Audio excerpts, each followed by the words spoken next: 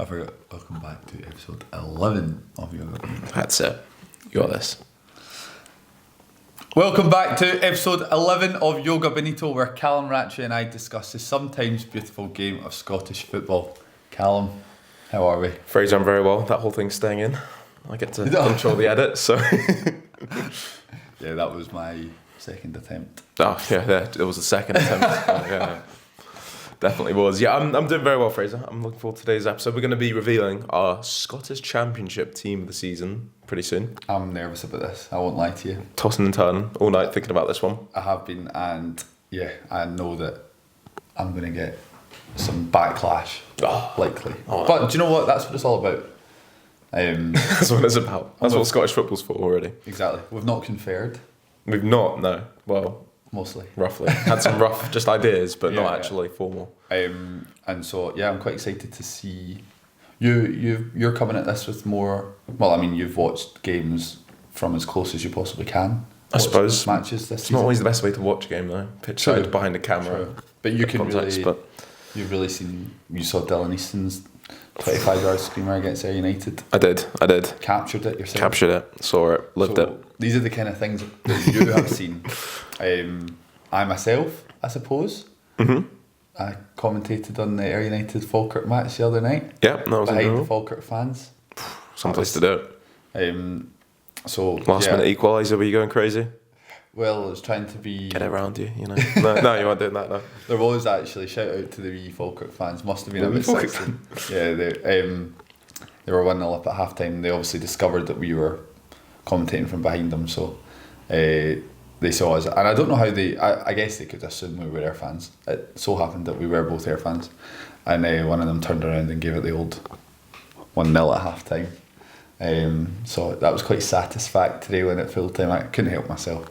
Give them a wee 1-1 back, and they took it very well actually. Did they? No, we're going to win. We'll just win the league next week. Oh, I know. So I won the battle, but I think they will win the war. You drew the battle. Yeah. Well, I drew. So yeah, you didn't win. Talking of Falkirk fans, no Luke Maguire this week. Yep. Is he a Falkirk fan or? I'm not sure. Wonder. Depends on the day of the week. Our much loved colleague, not here with us today, unfortunately, but he'll be back soon. So the two of us do our best to hold down the fort. Without giving too much away, he's away doing some cool and exciting things. You can't really say much more than that. Yeah, no. It makes it sound like there's an announcement. We haven't really got an announcement or anything. Oh no, yeah. He's just off doing some cool things. Yeah, nothing to do with us. Yeah.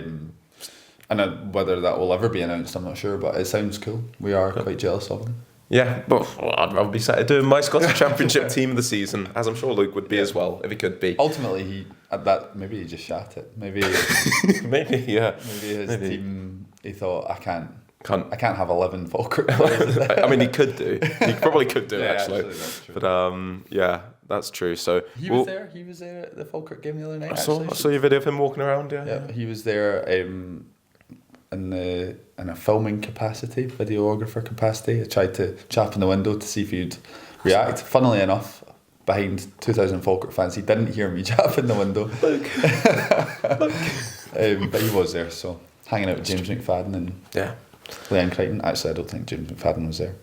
Leanne Crichton anyway. Was there? Jonathan Sutherland is two good mates. So well, shout out, eh? Yeah. Well, Somerset Park's not been that loud for a while, I'm sure. Couple thousand Falkirk fans in there, you know, so bringing in the party. So we're going to get onto this championship team soon, but we've got a bit of news to react to, as we usually do. This first segment of the show is going to be a bit of news reacting, and no better place to start off than with the Scotland national women's team. Scotland women's national team. That's the way around you'd say it, isn't it? Yeah. And a managerial appointment, sort of at long last, coming from down under Australia. What's your initial thoughts on that, Fraser? Yeah, well, I would be lying if I said I knew a lot about Melissa Andreatta before she was signed up on a 4-year deal, but looking into her CV, looks like a good one. Looks like a pretty positive appointment. She's won the league down under for Brisbane Roar a few years ago, and then she's been in the Matildas, the female Australian national team set up ever since. So they've obviously had a successful few years, hosted the World Cup. I think they came fourth in that. Good team, good players, some genuinely world class players in that squad. So I think she was assistant head coach with them. Yeah, she was. Yeah. And then she's managed the under 23 Matildas. So she's obviously she's got experience at international level. She's got experience as a head coach at Brisbane Roar, and she seems like she's up for the fight. She's posted a wee video for the Scotland fans. She's excited to work in Scotland, which.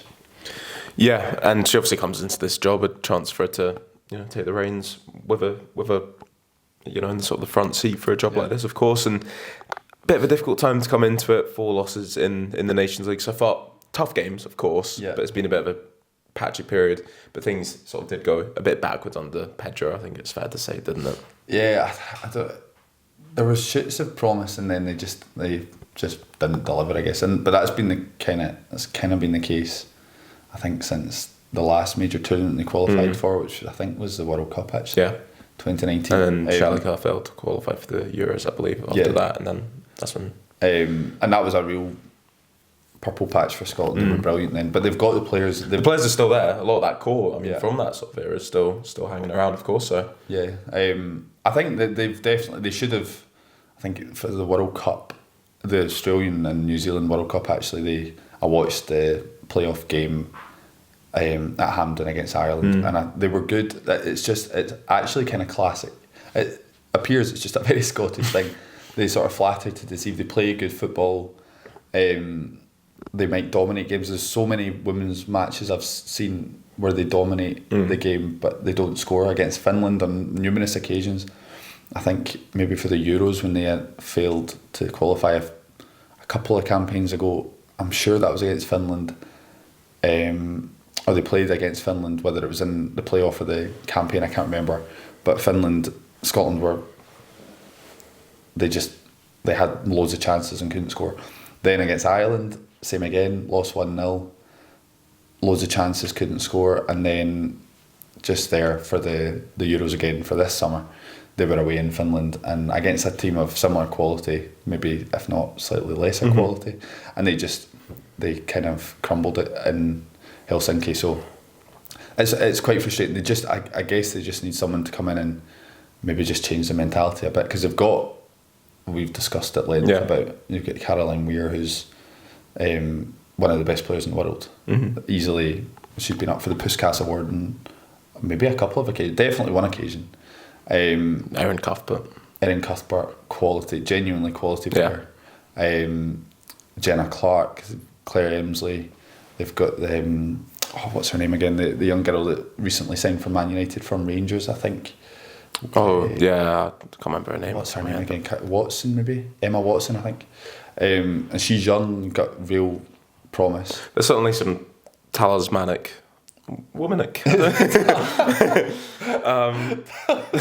talismanic players in there that could sort of certainly be the core of a team that probably should be doing a bit better than they have been, certainly. I think they do. It is like the men's team. I think it's similar issues. We don't maybe have a clinical striker.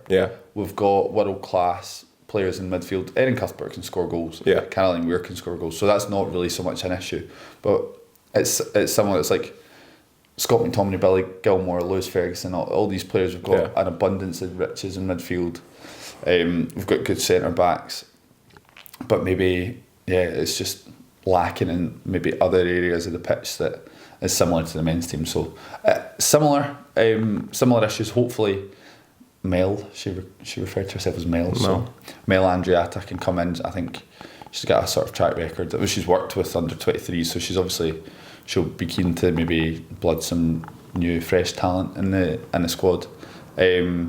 But also, it's not all doom and gloom. Yes, they just got a 6-1 hiding against Germany. 1-0 up. They were 1-0 up at half time, and I think that was a genuinely good performance. I think I didn't manage to catch. I saw the highlights. I didn't manage to catch the game live, but my understanding was that Scotland were well worthy of their 1-0 lead going in at half time. They just capitulated in the second half. So if they can go toe to toe with a team like Germany, who are top 5, top 10 team in women's football, so you can go toe to toe with them for 45 minutes in Germany, then they just need, if they can get someone in on a more permanent basis that can sort of establish a style of play, build something, then there's hope. Well, 2 more Nations League games to come, and then another big qualifying campaign. So hopefully things will be moving in the right direction, and we'll move in a different direction on this now as well. Before we get into it, I think there's been a couple champions crowned in Scotland as well, in the SPFL and below this week. Still more talk of West of Scotland leagues changing down in the 5th tier, all this madness going on. We're not going to go down on that again. We spoke about it last time. There's been even more proposals since. But up in the Highland League, congratulations, Broad Rangers, who are the champions, and they'll face East Kilbride in the first playoff game to get into League 2, and then obviously they'll face that team, Club 42, however that's going to be, looking like Bonnie Reg at this moment in time. But congratulations, Broad. How do you reckon their chances will go up against that strong East Kilbride team? Well, Broad, they're probably equally as strong as in a different way, I think. But they've had a couple of runs in the Scottish Cup in recent years. They've been pretty dominant in the Highland League over the past few years as well. So they're always at the top end of the Highland League, and for sure, like East Kilbride, whilst they've been the standout team in the Highland League for sure, they have had some iffy results throughout the season. Conceded actually quite a lot of goals. Scored a lot of goals. Don't get me wrong. A lot of goals, yeah. They've conceded not a lot of goals, but they've got a leaky-ish defence. Certainly not the best defence in the Lowland League. I think the Braves might have. The Braves were the best, and then Celtic B, I think. So they can be got at. They also, East Kilbride will pose a lot of problems to Broda, but Broda will look at that match and think that equally can stand up to East Kilbride. And one-off game, if you can sort of snuff out the danger men for East Kilbride, which is difficult but doable, make it difficult for them. They're not really going to change the way they play too much. They've got a very set style of play, East Kilbride, so could certainly frustrate them and get at them. I think East Kilbride go into that slight favourites, I'd say, given the individual talent they have, but that's going to be a really entertaining game, one that'll be coming up. We can look a bit more at when it comes up. But congratulations, Borough, for winning a difficult division. Brecon pretty close behind them in that one. Yeah, on that though, if it's a one-off match, where do they play? There's 2 legs. Oh, is it 2? Oh, two right. legs, One-off tie. Yeah, sorry. Right. That makes sense. And then thinking someone was going to be hard done by there. Toss of the coin, and then Broda's got to trick down to East Kilbride. That wouldn't be very fair. Park. The SPFL would never do that. And then up the divisions as well, Arbroath winning League 1 at one point. That looked like it was going to be the greatest title race it's ever been, but Arbroath since January made a couple strong signings, probably looked at that league and thought, you know what, if we just bolster this squad up a little bit, management team, David Gord, Hamilton, they've done really well since they've came in. Good guys as well, from all accounts that you hear, and have a really strong squad. Added in the likes of Muirhead, Stanton, and with the quality they've already got in there, if you Fraser Taylor's a fantastic player. Sesties again, Ryan Dow. There was bags of quality in that team. And they won it in style with 4-0 win against Stenhouse Muir on the weekend. And they'll be having a speedy return back up to the championship. Well, I know that's, as you say, they've won it at a canter now. I don't know how many points ahead. 11 points now. So 3 games left. Yeah, won it. Won it 4-0. Was at home. It was, wasn't it? Yeah, it was.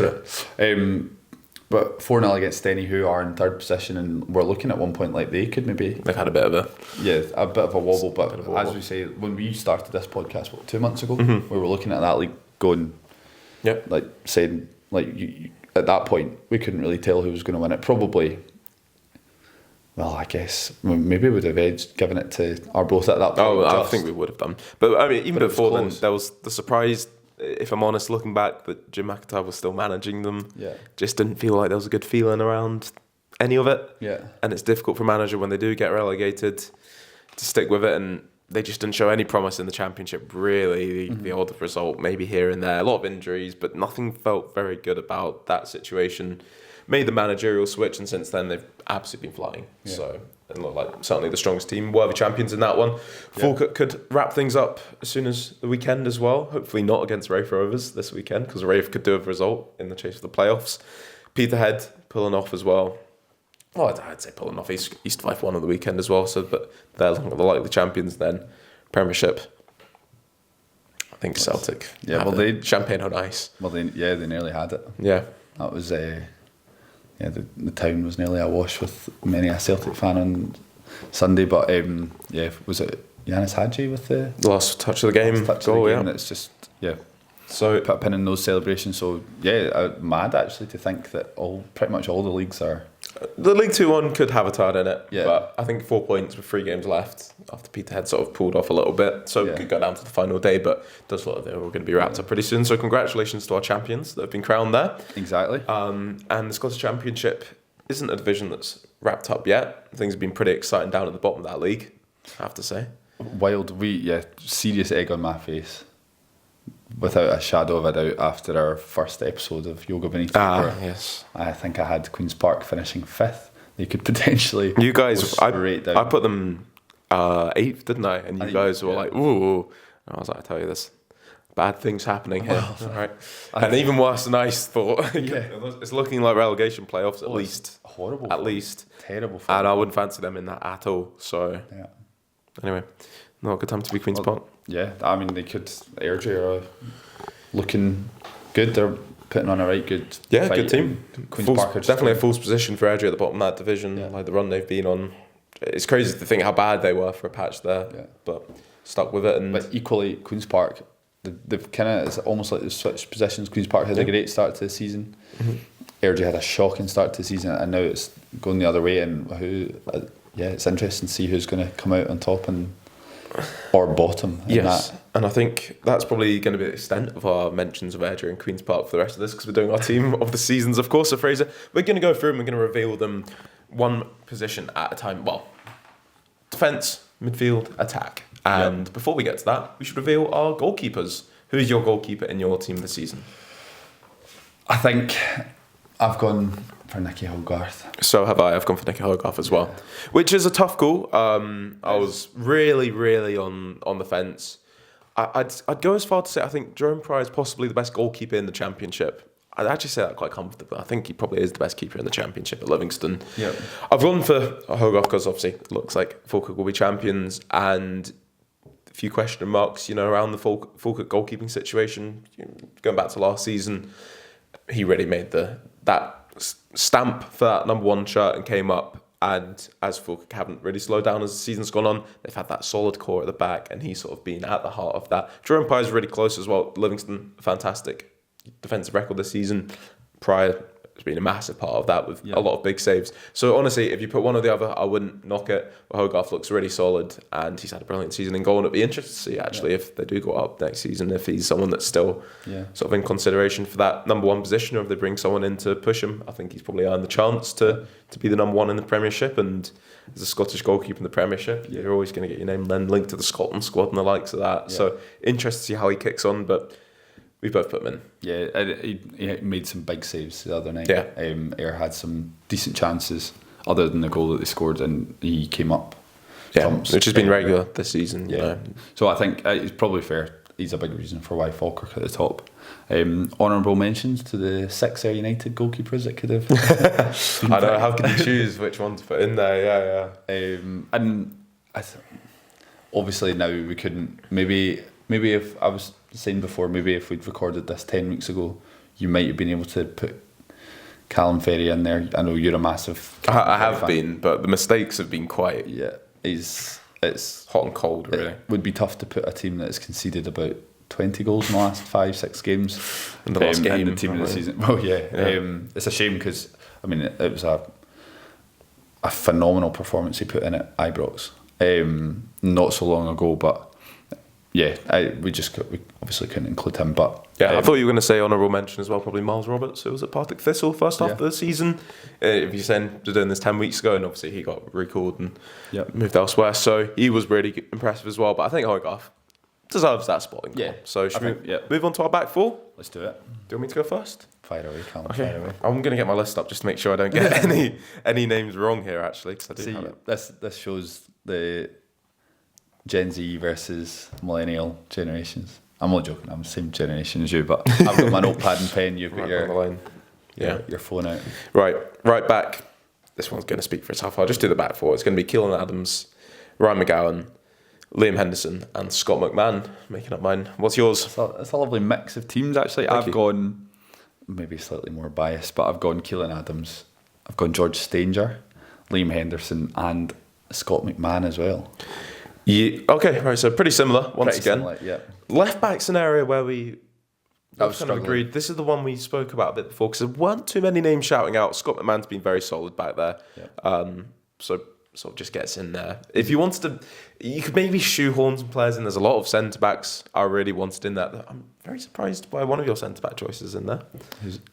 George Stranger? Yeah, I was a bit surprised by that. Yeah. No, I think he's solid. I think he's been decent back there, but he is. I think he's a brilliant.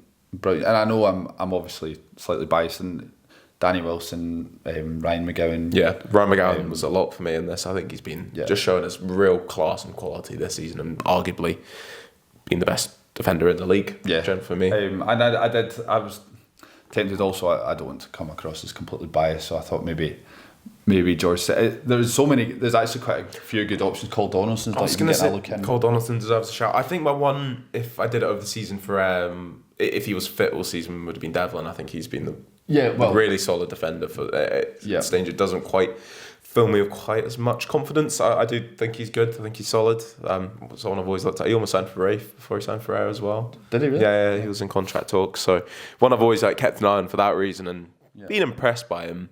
But there's a few lists. He's a few players on that list for me, but ahead of him. Yeah, I think he's got the mould of a modern centre back. He's against Falkirk the other night. He was given man of the match, obviously from an Ayr United perspective, but he's always looking. It was almost like sort of John Suter, Grant Hanley against Greece away. He was everything that came into the box. He headed away. He cleared. He got something. He got his body in the way. And he was looking, when he did have his foot in the ball, he was looking to drive into midfield. He scored a few goals this season, and he's been the mainstay in an Ayr United backs. That's true as well. /5/4. He's the mainstay. He's been alongside Scott McMahon as well, but Scott McMahon actually has sort of gone from left centre back to left back. George Stanger's always played centre back. Mikey Devlin, he came in. The two of them were phenomenal. So he's had to sort of deal with a changing back line. McAllister coming in different positions, at times, obviously, and McAllister in the same team, Lenny Agbear, But George Stanger, I think he's pretty, more often than not, he's in the team and he puts in a strong performance and he can come up with a goal. So I thought I wanted to get him in because I think... No, I see him. He'd probably be an honourable mention for me, but behind a few others, I think, as well. Cole Donaldson's a good shout, but the depth Falkirk have at centre-backs, Luke Graham could easily be in there, for me, would have been a very easy pick. But they've also got Tom Lang as well, so fair play to Falkirk for having 4 top-class centre-backs. But arguably, in some ways, one of the best players in the division, I think, has been Liam Henderson this season, who's not been at centre-back all season long, played in midfield. What a brilliant development he's had as a football player, honestly, this year. Over the last few years, really, since going into Falkirk. I remember seeing him in the past, looking at him, he had the size, the shape, the frame. Yeah. But I couldn't quite see it. I was a bit surprised when he went to Falkirk. It made sense. He went down to League One, seeing him at Arborough. I remember Dick Campbell. I saw him chuck him on at left wing before, central midfield, an area he's very comfortable in. But left mid, left back, and now finding a real home at centre back at times this season. I'm just looking so solid, and he just looks, honestly, at times like such a classy, composed player that I didn't really, full credit to him, because I didn't expect him to develop into that, and he's popped up with big goals at times as well. And he's versatile, but you could see alongside. Go back to Friday night, away at Somerset Park again, alongside Cole Donaldson, and they looked so incredibly comfortable. Every long ball that was pumped up to George O'Clair, Curtis Main, the two of them they used their big body. He's the kind of guy that just takes someone down on his chest as well, and got that composure to do it, and so comfortable. So, pretty easy shout back there. Full credit to him. And right back, Keelan Adams as well. What a revelation he has been. What a bloody revelation coming from the Lowland League last season. I can let you take this on, Callum, because I know you're a Keelan Adams. He is. Honestly, he's dynamite. I should say, actually, earlier in the season when there was talk of a few injuries in the Scotland team, I might be wrong in saying, but I'm pretty sure you jokingly, ever so slightly, but did mention Keelan Adams as a potential future Scotland right back. Cause I did, yeah. Honestly, I think he's got that he's got that upside to his game. Yeah. The way he's developed is really interesting. I mean, such an interesting career path. He was obviously playing university football before picked up by Cumbernauld Colts. Saw him last year at Cumbernauld Colts when we were both working with the Caledonian Braves. I thought he looked really good. And as soon as I saw that, they'd made the deal for him, for Cook, I was like, that's a great piece of business. Didn't expect him to jump in and immediately be the best fullback in the league because he's strong, so powerful up that right wing, quick. Like, he's got everything you want in a fullback. And defensively, he's been sound as well. Never looked out of his depth despite making that jump up. And honestly, I think he could kick on. I think we're having that chat earlier in the season when Dylan Watchett burst on the scene as well about potential future Scotland right backs. I think that's possibly the debate we're having.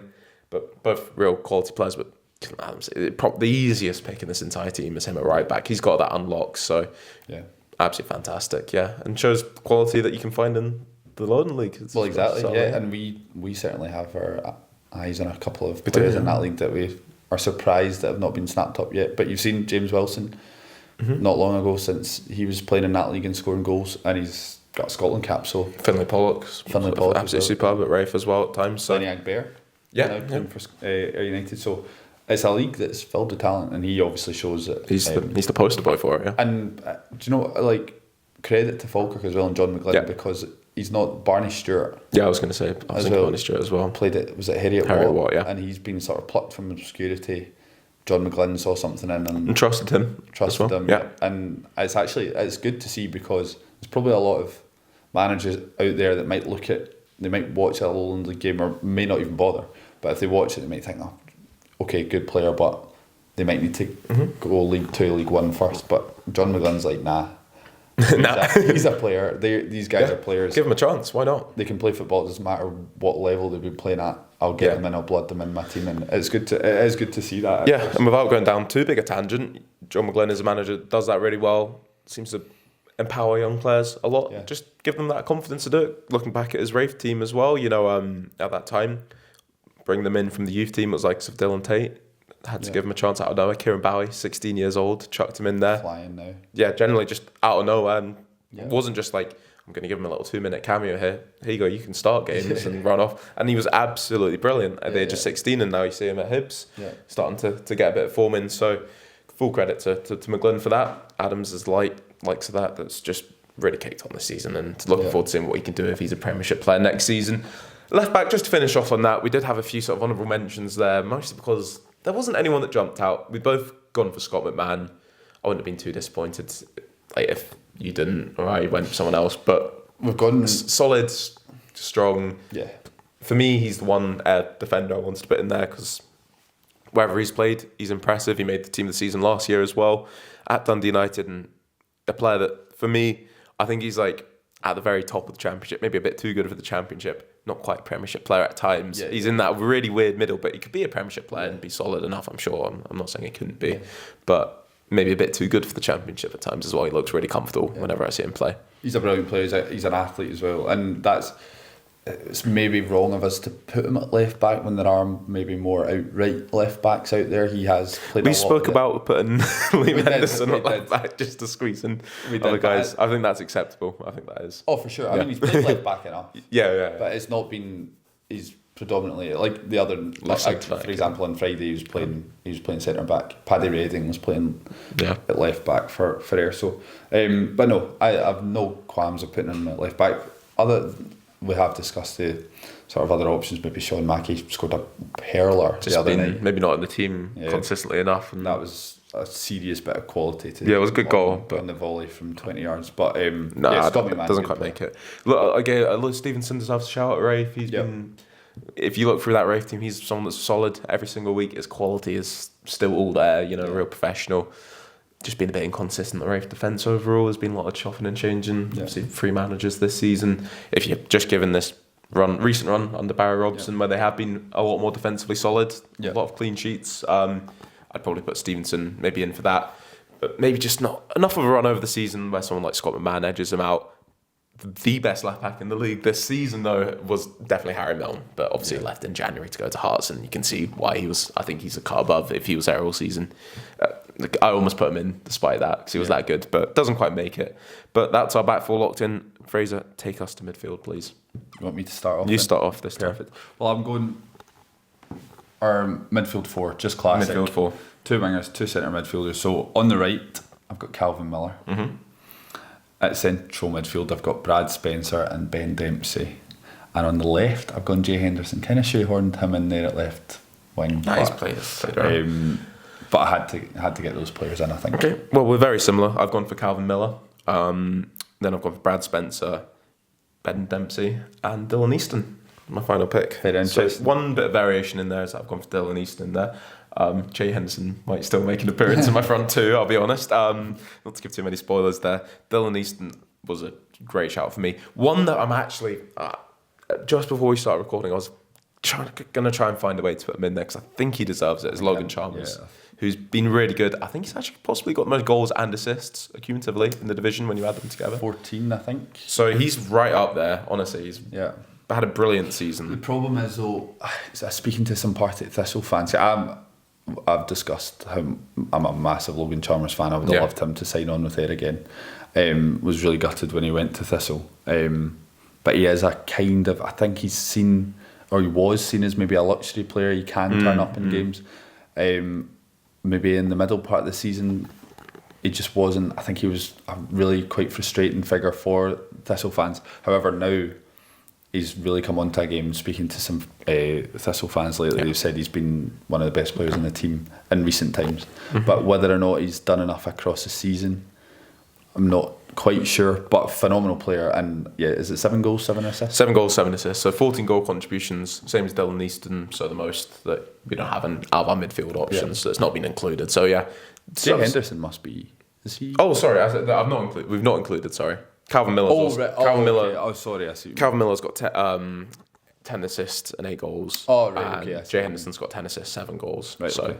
Yeah. So we'll jump into that last sort of debatable one that we've debated there, Dylan Easton, but in a minute. But I think we're to that midfield 2 first, and 2 players that sort of just picked themselves in there. Ben Dempsey, someone we actually spoke about this off camera recently, is someone that's impressed me how he's developed his game down the years from being someone that, he's been a consistent player at Ayr, but he's really grown into just being exactly what you want in a captain. I said to you, he's got, in my opinion, he's got similar traits to Scott Brown at Rafe as well, who's been injured a bit in and out this season, but been so important for the team, just driving force in the middle of the park, and so strong and solid, but as well as that being comfortable on the ball and a good footballer as well. Yeah. No, we were talking last week, as you said, and I wasn't convinced with Ben Dempsey when he first came up from England. I thought that, he signed from the lower leagues in England, and I thought, and Ayr have had a lot of success in taking players from the lower divisions, Depot Akinyemi, for example. Shout out Akinyemi there. So there is great talent, but I thought maybe I thought initially he's going to be a miss. He's not quite got the footballing ability. There's nothing spectacular about him, really. But now I actually think you do notice his quality. Like you really do notice his quality, and he actually does. He's a brilliant captain for United. He's a real driver in midfield. Yeah, no, I agree. Defensively sound. He's technically good. He pops up with goals as well. Takes penalties. He's an all-round good player, and I think he's probably one of the first names on the United team sheet. So 100%. I think to have him in the team is pretty fair. I think we'd almost say the exact same about the man next to him, Brad Spencer.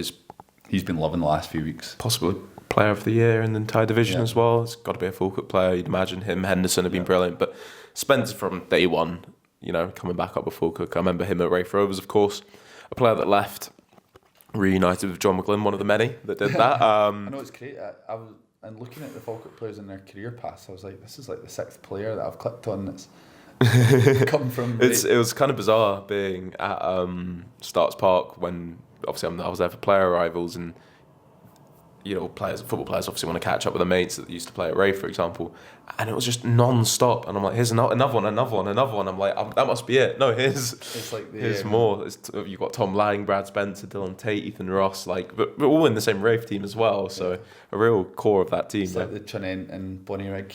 Oh, that's crazy. That one. No, not going over that one again. We're not going down that old rabbit hole. They've just hired a man, probably on as well, so they've literally done a manager swap now as well as a player swap, so just get the boys back together. Yeah, but Brad Spencer has been so good, and I liked him at Rafe, but things kind of the team, the way they played under Ian Murray, I don't think it suited him quite as well. It was a bit quicker than his game sort of suited. He was so good in the McGlynn team at being the sort of metronome in midfield, take things over perfectly.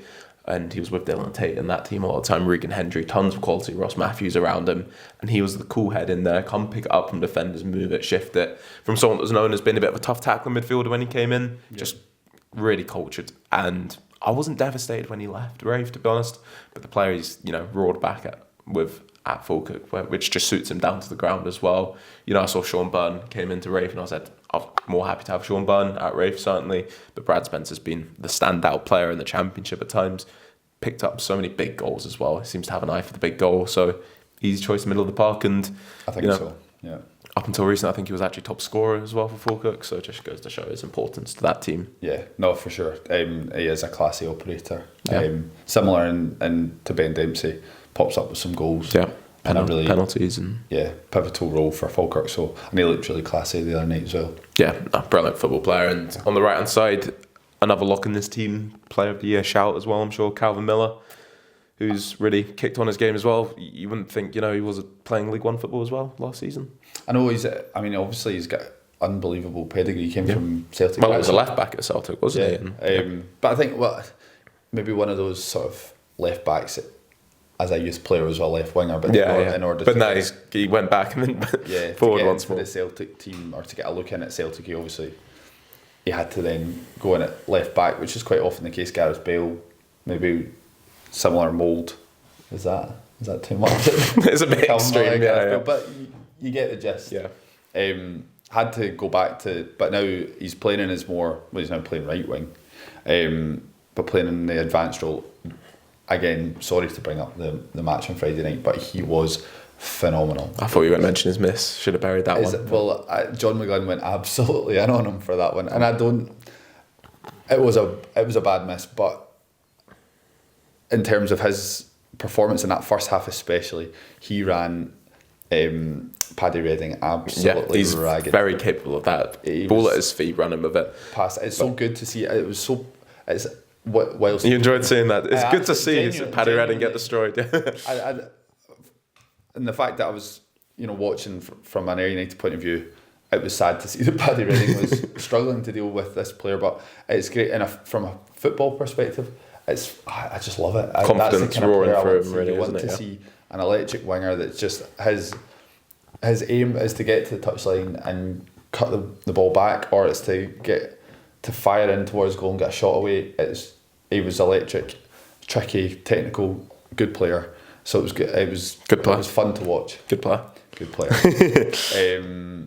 Easy picking here, but it's not just that. It's obviously end product that he's really had this year. So confident on the ball, but Falkirk have these wingers that are, is the term floaters? Very good floaters. Fluid floaters. That sounds disgusting, that does. But it's impressive.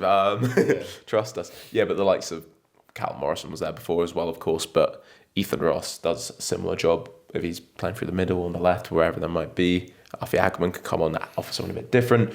But Calvin Miller's just outstanding. And Ethan Ross probably deserves an honourable mention for this as well, because he's a really good player too. Yeah. And I've got his jacket on the floor. So and he's very proud of his jacket, I think number 22. So my final pick that you've not included in here is Dylan Easton. Was he a notable shout for you? Or I think, again, it's tough to argue with that.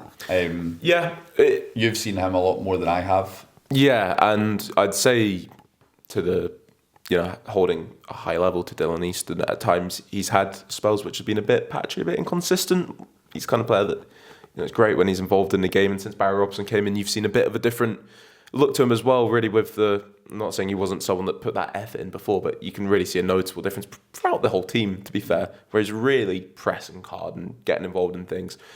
And the way that the team are playing, certainly in this run-in, is that games are tight and close, and you're never going to see a team sort of really outrun the Rovers at the minute, the way they're playing. But the one guy that can be the difference maker, as you saw, that phenomenal goal, of course, like the hands of Ayr United. Yes, you sent it to me very kindly. Of course, as quickly as I could.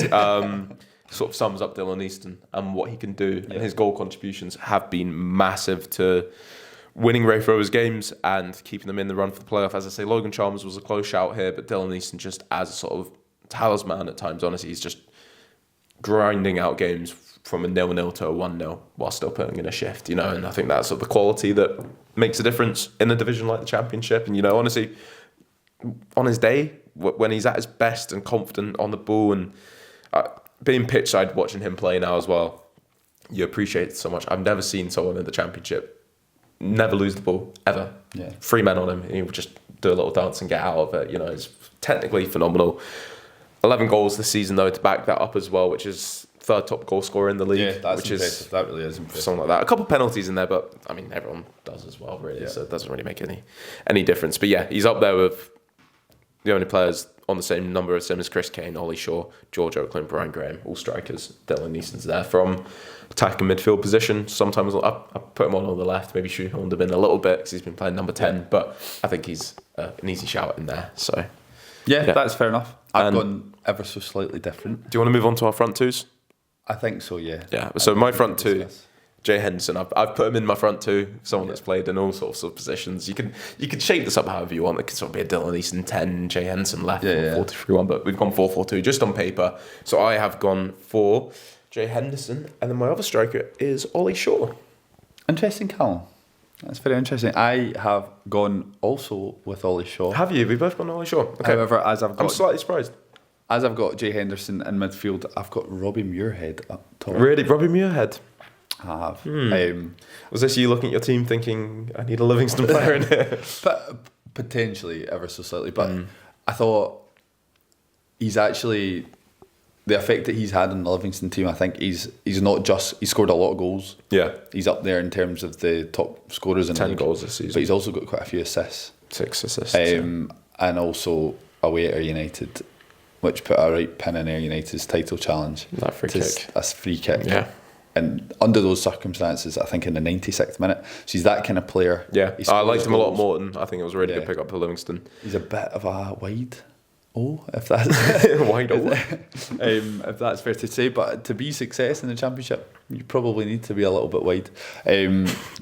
But a good player, and he's contributed across the board in terms of goals and assists. And I thought Livingston, I couldn't go through this team in the season without having a Livingston player. And I think in other positions they've just missed out.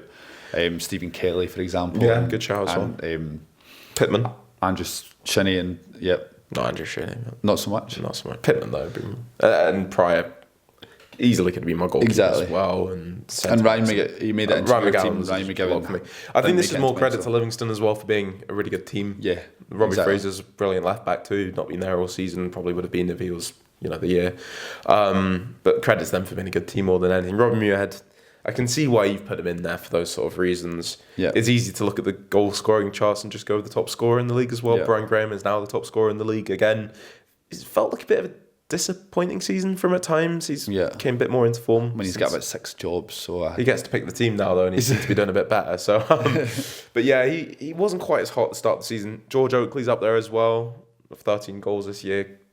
I was almost going to put him in, but obviously Scott Brown's not even starting him at times. So. Yeah, I like George Oakley, but I don't think he fits in team of the season quite. As you say, he's had some purple patches where he's scored sort of 2-3 goals a game. Yeah, they're all kind of benefiting off of. It does feel a purple patch. Sort of. It's a lot of his goals, and listen, that's what a striker should do, but it's often off the back of a phenomenal cross from Jay Henderson or Marco Roos or Jamie Murphy, etc. So good player, but I didn't think he quite merited getting in team of the season. So Ollie Shaw, we've both just about gone for. I think it's fair to say there's a lot of quality in that Hamilton team we've mentioned at times, but the team haven't quite pulled it together. Ollie Shaw's always been that sort of solid striker for them. Picked up goals, 11 as well. It's not much in it. Chris Kane's on the same 11. Could have been in there. Chris Kane and George Oakley. Maybe this is me being slightly salty here, or it's maybe a fact. They both scored hat-tricks against Raith Rovers that gets them... It does give them a little bit of a boost in the numbers as well, scoring a hat-trick like that. I was there for both games and they weren't brilliant hat-tricks. Maybe that's being really harsh. I mean, a hat-trick's a hat-trick. Hat-trick is a hat-trick at the end of the day, and I'm not holding that against them at all, to be fair. Honestly, Ollie Shaw would have made it either way, whether it was a hat-trick against Raith or not. But just that consistency over the season just about nudges them in there. Rob Muirhead's been solid as well. A lot of solid strikers up there, but no one that's really set it alight. Like that midfield four, for both of us, honestly, I love all of them in there. Jay Henderson's like easy pick as well. He's probably the one outside Falkirk that you'd say he could be in Player of the Year shouts as well this year. What a revelation he's been. Yeah. Well, maybe a 4-2-3-1 was what we could have gone for, and we could have even squeezed in someone like Logan Chalmers or Scott Arfield. Did not mention him yet. I was gonna, if he was there all season, he's transformed. I mean, he's done enough to turn the dial on the potential league winning team that you could put him in. So it's a shout. Adam Lyle at Morton, even good enough. Maybe, yeah. He's had a good season, and I mean, Stephen Kelly, as we mentioned, maybe Zach Rudden in the early part of the season. No, absolutely not. No, I've got my Rafe Rovers fan have their anti-Zach Rudden agenda, so I'm signed up to that. Sorry. That's fair enough. He definitely wouldn't make the team of the season, but he's had a productive start to the season. Scott Arfield's the one that you could actually put him in there, and I wouldn't be shocked if he ends up being in the SPFL Championship team of the season. Like, he seems like the kind of player they'd put in. He's not getting in the Joga Bonito one.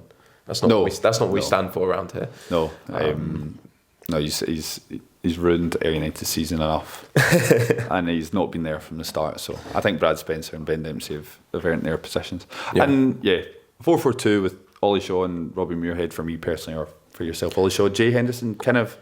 I mean, I quite like, now that you're saying, you could play Dylan Easton in the 10, Jay Henderson out wide. Yeah. You've got a nice fluid. Thank you. You could play 4-2-3-1 if you really want to. Some fluid floaters in mine. Yeah. Mine's maybe a bit more rigid. But then I suppose Robbie Muirhead could drop into the 10. Ollie Shaw could even drop into 10 a wee bit.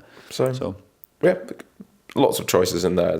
We've gone through most of the honourable mentions. Want to mention, I think I was going to, obviously, George Oakley, Brian Graham, my two up front. Midfield as well. Dylan Tate deserves a lot of credit for his season. Good player. A bit inconsistent at times, maybe in comparison to Spencer, who's been always the mainstay. Jamie Brandon, really, really good for Livingston. He's probably the one for Livingston. Like, if the midfield wasn't so stacked, I'd put him in there. Yeah. He's developed as a player really well, but I'm happy with my team. We'll put a line under that. I am as well. There's a few like Scott McMahon, Ollie Shaw, I'm a bit on the fence about, but I've made my decision now. So. Yeah. No, let's nail our colours to the wind. Bang. We've done it. Segment done. You happy with that? Yeah. Perfect. So, right, well, to finish us off today as well, we're going to have a couple of challenges, as we always do. As the people love, we're flying on TikTok, Fraser. We are flying. We've met another milestone. I don't know when it happened, whether it was last night or this morning, but we've gone on and checked that we've got 150,000 views on one video. One video. Of us talking about mascots having an imaginary fight. Pure tripe. Pure wonderful tripe. But everything's booming over there. But you're getting recognised in the streets of Glasgow on nights out. Yeah, shout out to the wee guy. I don't call him. Sorry, well, no. Yeah, I actually was quite a big guy. Shout out to the big guy. But I found it quite funny, actually. Are you that guy that does a podcast? And that's the first time I've ever been recognised for... And I just walked away. Does that? I was the other end of the alleyway. You turn around and shout at me, Callum. We've been recognised. I'm looking forward to see us set my wee challenge for our next TikTok video. You did. So he now follows because he showed me, unless he's unfollowed. But he was a big fan. He was very complimentary, which was lovely. Shout out. And I set him a little challenge for the next video. So I'll know if he's watching, if he comments. Okay. So that was nice. So we're really enjoying it. It is going somewhere. Everything's going up. Everything's going up in the world. So that's good. Yeah, and the challenges that people know and love, Fraser, and we've got two today. Do you want me to do my one first? It'll be a bit quicker.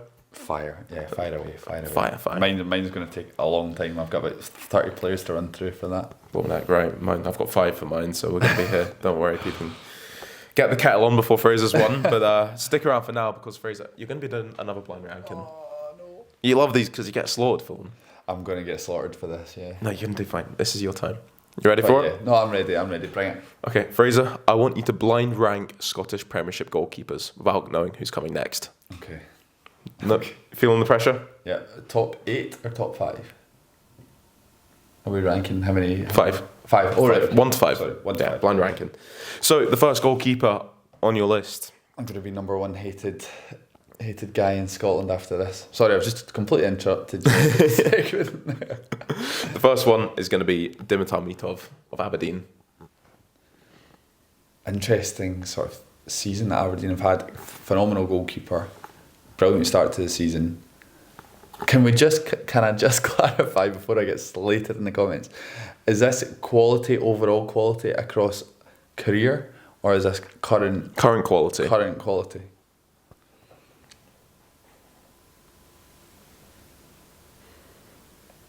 I'm gonna. Oh, it's between 2 and 3. You think? Okay, what are you thinking? I'm thinking I might stick him in current quality. Aberdeen are back. He was injured. They had a bad. I'm gonna put him in 2. You're gonna put him in 2? Okay. Yeah, I'll put him in 2. Goalkeeper, you're a fan of them? Yeah, good goalkeeper, and Ross Doohan's a phenomenal keeper, and he's keeping Ross Doohan out of goal. So I'm gonna go second. So up second, you can have Jack Walton of Dundee United. Another good goalkeeper. Maybe not quite. I wonder if he was in the group. I saw the Dundee United boys in Barrows Road yesterday out on the lash. They've had a good season. He's made the step up well. He has. On that basis, I will go 3. Okay, number 3. That gives you 1, 4 and 5 left. Yeah, that's quite a spread. Up next, you're going to have a bit of a divisive one here. Oh, I know what you're going to do, and this is brutal. Jack Butland. Now, this was going to be... I almost said... You're a dick, is what you I was almost going to make this a list of Scottish Premiership number 1s, but we don't know what this is. So, Jack Butland. Rangers backup goalkeeper. He's a quality goalkeeper. He is a good goalkeeper. I know he's made a few mistakes. Celebrated 100 games for Rangers recently. Yeah. And conceded his 101st goal. Is that a correct fact? Yeah, it was. Really? Yeah. I mean, that's not bad. It's okay. He has had some howlers though.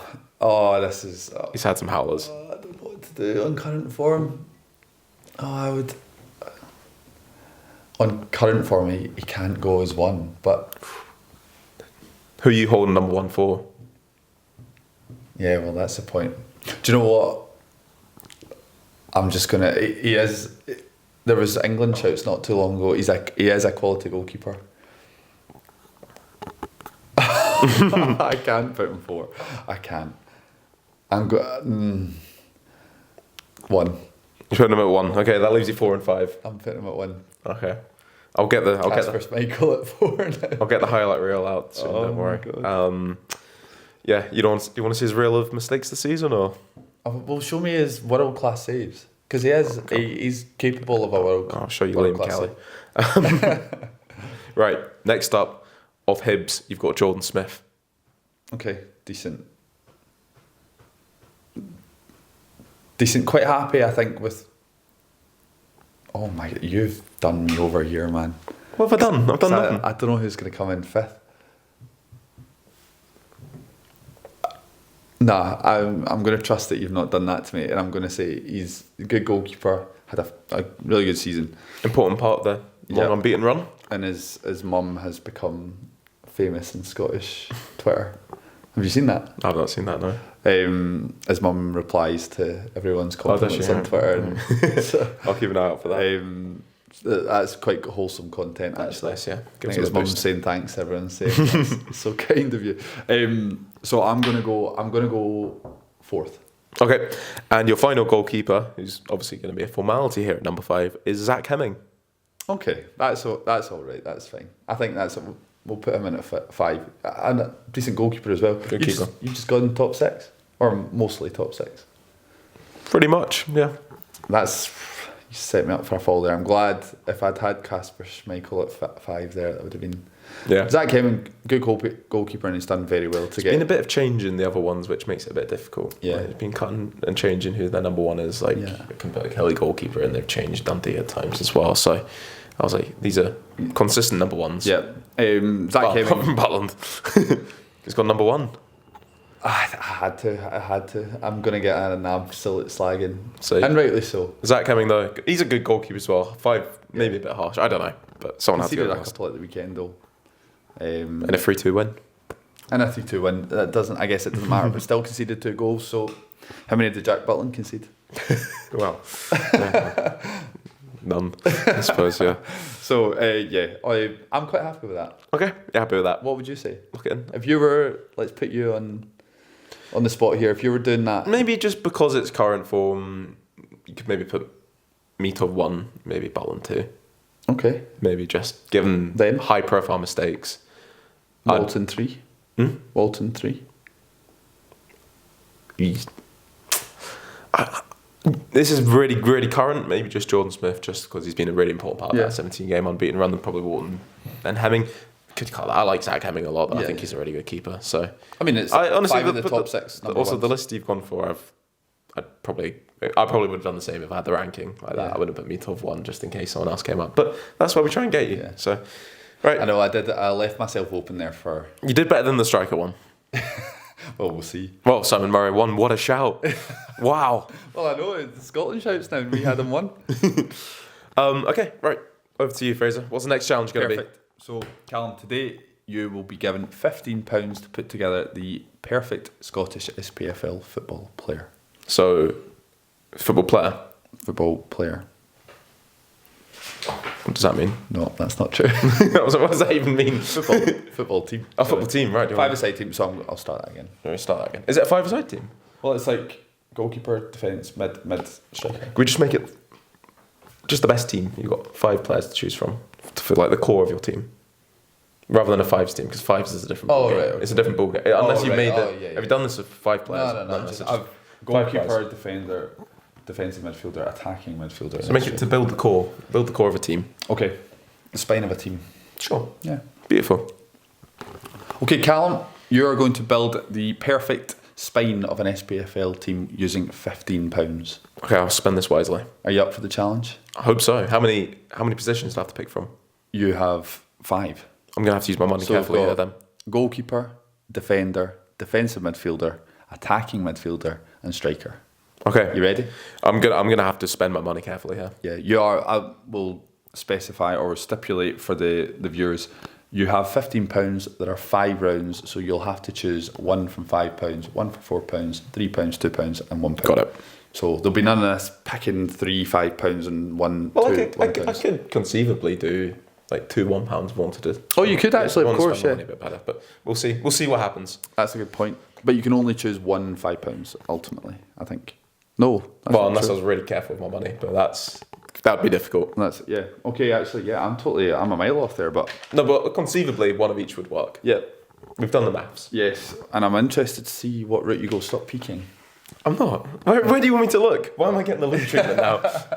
Yeah. All right. Luke will have. Who first, Fraser? Okay. Are you ready? Yes. Time starts now. So you're going to choose your goalkeeper. £5, Casper Schmeichel. £4, Craig Gordon. £3, Callum Ferry. £2, Aidan McAdams. And £1, Stuart Carswell. Who was 4, sorry? Craig Gordon. Craig Gordon for 4, or Callum Ferry 3, Aidan McAdams 2. You're giving me some decent options there. Yep. I don't know how important my goalkeeper should be, really. And I was interested to see what route you'd go down. I know what I would do tactically in this game, personally. So I feel like my money might be best saved for some of the later ones in here, but Aidan McAdams isn't someone I'm convinced by. That's my worry. Just won the league. This is true. Who's he playing for now? Wait. Arbroath. Yeah, of course. Of course he is. I saw him play recently, actually. Yeah. I knew that. I don't know why I said that. Ooh. Sorry, there are a few players in here I might need to... your ball knowledge is good enough. You'll know them all. I think I'm going to use my money carefully here. And you're right, he's just won the league. And he's solid. Doesn't make too many mistakes. Aidan McAdams will be my goalkeeper. Nice. Callum Ferry for 3 I would have liked. Great shot stopper. But does have mistakes in him that he's not convinced me enough that it's worth spending the extra £1. Interesting. Frugal with your money so far. Interesting. Mm-hmm. We'll see how you go now. So we'll go into your defenders. Right. Bring it on. For £5, you can have John Suter. Okay. For £4, you can have Rocky. For £3, you can have Corey and Daba. For £2, you can have Paul Hanlon. For £1, you can have Thomas O'Brien. I actually feel like you would be quite happy with any of 5. Well, good picks again. I'm going to save my money again for the attacking options here, and I'm very happy with Paul Hanlon. That was the most obvious answer of all time, but yeah, Paul Hanlon, that's fair enough. Might have a bit of age on his side, but he's experienced. He was never much of a runner, was he? So that's true. Wins every header. He'd head anything. he'd head his own mother to save a goal. Well, so far you've spent £4, Callum. You have £11 to go in 3 rounds, so you've got a bit of cash in reserve. Saved some money for this, Okay, so on to defensive midfield. For £5, you can have Nicholas Raskin. Belgium international. For £4, you can have Benny Beningame. Okay. For £3, you can have your favourite player in the championship, Ben Dempsey. For £2, you can have Sam Stanton. For £1, you can have Mark Russell. I'm a bit annoyed you've put Sam Stanton in there for 2 now.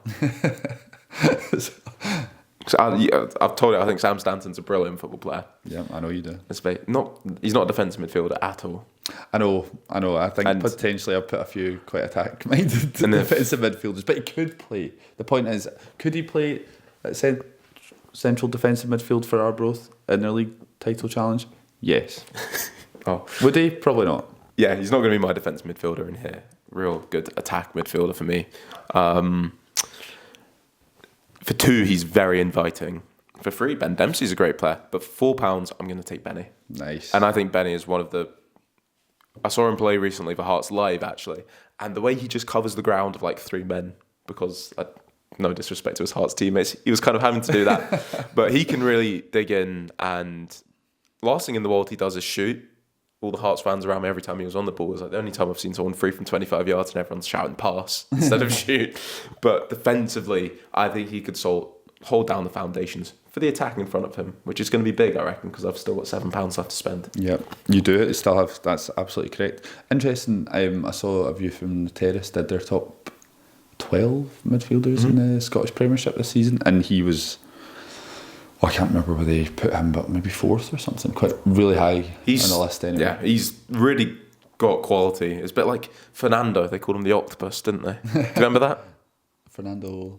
Just the defensive midfielder, Fernando, the Brazilian guy, Porto, and then went to City. They called Fernando the Octopus. He's a bit like that, yeah. He just picks up the ball wherever he is. Kante. A bit like that, yeah. Okay. That's a discredit to Kante, though. He was. Would you say? Oh, Kante could do anything. Well, true. Do anything he wanted. Would you say? Of course. He's one of the best midfielders of all time. He's all right, yeah. He's all right. We're on to the big hitters now. You get £7 to spend. I'm interested to see how you mix this up. I actually think I know how you're going to go about this based on the options. But anyway, on to attacking midfielders. At £5, you've got Jota. Quality player. £4, Lyle Cameron.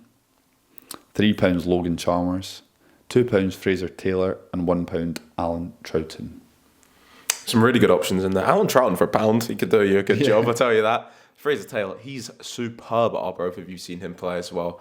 But it's quite an Arbroath heavy challenge. It is, yeah. That wasn't deliberate. Doing a discredit to some of the Arbroath players here. But this is the game-changing quality in the team we're talking about here. And at 5, I'm going to take Jota. You're going Jota? I think this is the piece of magic we need in the team. He's a player that can unlock any defence, really. Yeah. And arguably on his day, the best player in Scotland when he's at his very best. He's not set the header alight. He's not yet, but he is. We know who he is. He's the best. He's got, Yeah, and I'm comfortable with whoever I have to put in up front. A bit cheaper here because we've got that quality behind, in Jota, and he can change a game. I didn't like the option of Cameron for 4. I was thinking of maybe taking a 4 here. I wasn't the biggest fan of that. 3, Logan Chalmers, we were just being serious here. The jumping quality there is just immense to take a Jota. Fraser Taylor at 2. That's a nice shout. Thought you might save your 5 for the striker and go Fraser Taylor. I'm not really convinced by the striking options in Scotland in general, where I'd say Jota's sort of a cut above. Maybe like Kyogo was still on the scene, but interesting. Yeah. Well, we'll see who your £5 option is. Okay, let's have a look. If you change your mind, but have I got 2 left then? You've got £2. So will you reveal it? Reveal 1. And then 3, 4, and 5, and then jump back to 2. Okay. So at striker, your options are for £1, you can have Rory McAllister. Okay. For £3, you can have George Oakley. For £4, you can have Simon Murray. For £5, you can have Hamza Igamani. And he's a good player.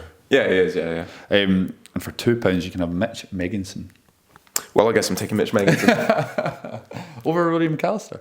Rory McAllister can't start for Peterhead at the minute. That's fair enough. Rory McAllister's legs do not work for more than 5 minutes. Prime Rory McAllister. Yeah. from Roman McAllister and Mitch Megginson. Wow, what an attack you've got there. Shout out Cove Rangers. But I'll take Mitch Megginson there for 2. I'm glad I didn't say my 5 for Igamame. He's decent. He's a lot more than decent. He's very good, but I think the sky's the limit for him. Sky's the limit. Yeah, I really like They just need to dislodge Cyril Dessers in the team. I know I've not watched enough of Rangers lately to understand why he's not starting. I know Cyril Dessers is in better form now, and he's a big part of Rangers' recent success. Well, relative, I know they've lost quite a few games, but when in the Europa League, etc. But seeing Igamane live a couple of times earlier in the season, he's a good player, and he's young. Yeah, He's got a phenomenal touch on him, and he can score a good goal. So, I think he can go. You know my hot take in Scottish football. I'm a Dessers fan. Yeah, I am a Dessers fan. You know that. Yeah, that's you my are hot a take. Dessers fan. I would have gladly spent my 5 on Dessers. Really? No. Over Igamane? No. Maybe over Igamane. I don't know. Currently. Interesting. Wants I would to win me a game. Igamane over Dessers for me. That's okay. What do you think of my team then? So your team is in goals. You've got Aidan McAdams of Arbroath. In defence, you've got John Suter of Rangers. Defensive midfield, Paul Hanlon. Let me start that again. So in goals, you've got Aidan McAdams for £2. In defence, you've got Paul Hanlon for £2. And then upstep Paul Hanlon.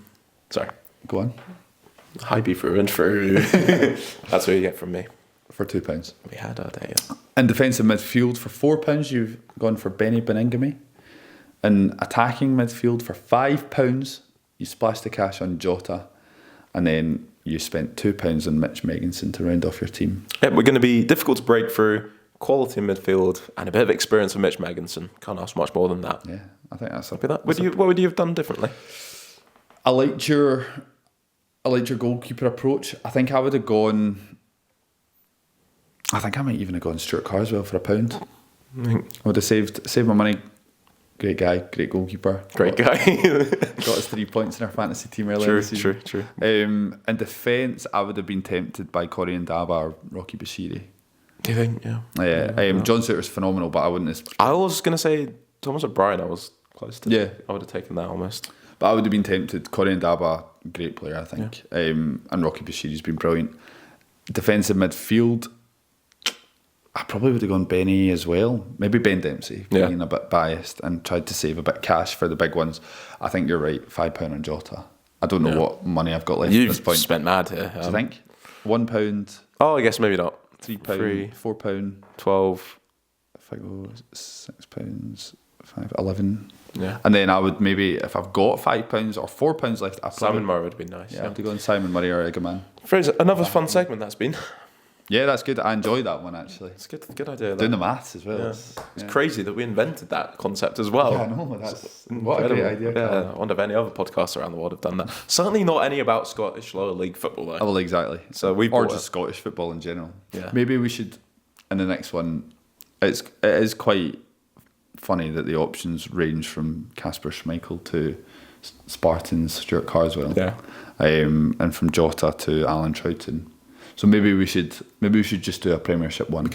Yeah. Maybe we just do a This is Championship fun. one. I like the variation here. But as do I. Yeah, and like if people enjoy this, leave a comment. Let us know what they want to see next. Of course, if anyone's still here. Dunno. One person really does have to leave a comment. As the guy from outside the pub on Saturday night. I'm looking forward to seeing. Was that on the episode or was that the clip? Well, it was a clip actually. Yeah, that's a good point. Luke still hasn't. I don't think he's commented on the. He didn't comment on the last one. Luke, drop us a comment if you're still watching. No, not only is he not here this week, but he didn't even comment on our. Yeah. We set him a challenge and he didn't. And we told him we set a challenge as well, Callum, didn't we? It's terrible. It's terrible, Luke Maguire. Anyway, step it up, we're son. cutting his wages. Step it up, Luke. What is it he says? Don't go changing. Don't go changing. So you want to finish it off this week? Any final thoughts? I think we've covered everything lovely here. Yeah, I really enjoyed the Galactica documentary. We were talking women's football earlier. I'm glad to hear it. Really enjoyed it. Everyone should watch it. On Caroline Weir and her success. I think that's cool. Scotland national team love a wee documentary. Yeah, well, shame she's a townie, but but she's a Galactica, Callum. Yeah. She is a. You don't forget where she come. You never forget where you come from. Yeah, but Steve Clark's a Kelly man, and I put that to one side. He's a good Kelly man. There's no such thing. Okay. But he's won back my respect. So I think you should do the same for Caroline Weir. She's done equal great things for the Scotland national team that Steve Clark has. It's been a lovely episode, and should we finish this off in the words of Steve Clark? Bye bye. Bye bye viewers. Bye bye viewers.